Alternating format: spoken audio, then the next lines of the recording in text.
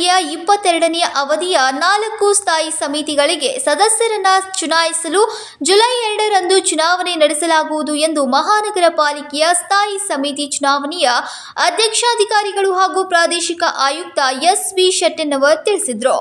ಮಹಾನಗರ ಪಾಲಿಕೆಯ ಸಭಾಭವನದಲ್ಲಿ ಜುಲೈ 2ರಂದು ಬೆಳಗ್ಗೆ 10 ರಿಂದ 12 ಗಂಟೆಯವರೆಗೆ ವಿವಿಧ 4 ಸ್ಥಾಯಿ ಸಮಿತಿಗಳಿಗೆ ನಾಮಪತ್ರಗಳ ಸ್ವೀಕೃತಿ ನಡೆಯಲಿದೆ. ಮಧ್ಯಾಹ್ನ 3 ಗಂಟೆಗೆ ಚುನಾವಣೆಯ ಪ್ರಕ್ರಿಯೆ ಸಭೆ ನಡೆಯಲಿದೆ ಎಂದು ಬೆಳಗಾವಿಯ ಮಹಾನಗರ ಪಾಲಿಕೆಯ ಸ್ಥಾಯಿ ಸಮಿತಿ ಚುನಾವಣೆಯ ಅಧ್ಯಕ್ಷಾಧಿಕಾರಿಗಳು ಹಾಗೂ ಪ್ರಾದೇಶಿಕ ಆಯುಕ್ತ ಎಸ್.ವಿ. ಶೆಟ್ಟೆಣ್ಣವರ್ ಪ್ರಕಟಣೆಯಲ್ಲಿ ತಿಳಿಸಿದರು.